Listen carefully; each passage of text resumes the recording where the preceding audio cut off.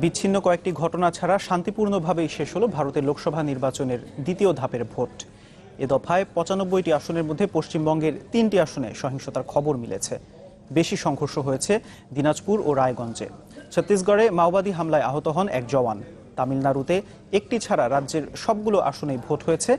এদিকে নির্বাচনী প্রচারে অংশ নেয়ার অভিযোগে অভিনেতা নূরকে ভারত ছাড়ার নির্দেশ দিয়েছে দেশটির স্বরাষ্ট্র মন্ত্রণালয়। লোকসভা নির্বাচনের দ্বিতীয় দফায় পশ্চিমবঙ্গের ৩টি আসনেই সহিংসতার খবর মিলেছে।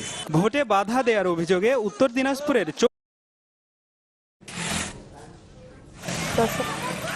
লোকসভা নির্বাচনের দ্বিতীয় দফায় পশ্চিমবঙ্গের ৩টি আসনেই সহিংসতার খবর মিলেছে। ভোটে বাধা দেওয়ার অভিযোগে উত্তর দিনাজপুরের চোপড়ায় পুলিশের সাথে গ্রামবাসীদের তুমুল সংঘর্ষ হয়। রায়গঞ্জে সিপিএম প্রার্থী মোহাম্মদ সেলিমের গাড়ি বহরে হামলা হয়, যাতে আহত হন তিনি।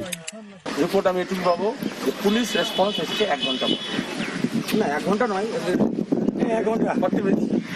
ওই বুথ থেকে আমি বুঝতে পারছি অভিযোগ থেকে 1 ঘন্টা হবে না 35 বেশি হবে।